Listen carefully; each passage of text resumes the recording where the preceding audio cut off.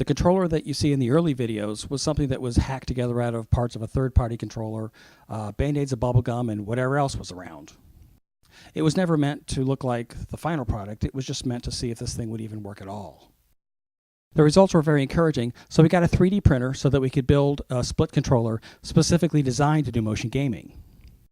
This is the controller that you see in the CES 2014 videos.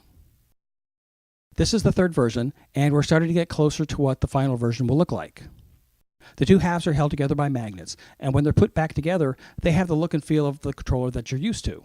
And that's the whole idea. We're trying to add the option of motion, but we're still keeping the traditional feel of a controller. On the bottom of the controller are two new buttons called the grab buttons. These buttons have proved to be very important in gaming. If you end up in an awkward position when you're moving or aiming, pushing one of these buttons will suspend the motion tracking. Then you can move your hand to a more comfortable position, release the button, and the motion tracking resumes. When you split the controller in half, this activates the motion gaming.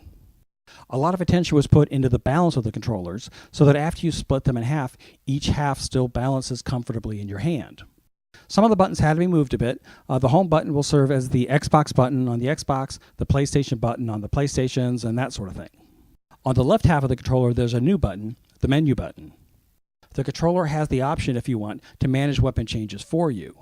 This button is used to choose the weapon for each of the different modes. Every time you go back into that same weapons mode, the controller will load that same weapon for you. Once the two halves have been split apart, each half is tracked independently, and you can use them for moving, aiming, and lots of other things like you saw in the Halo and Skyrim videos. But if you don't want motion, you put the two halves back together and all the motion goes away.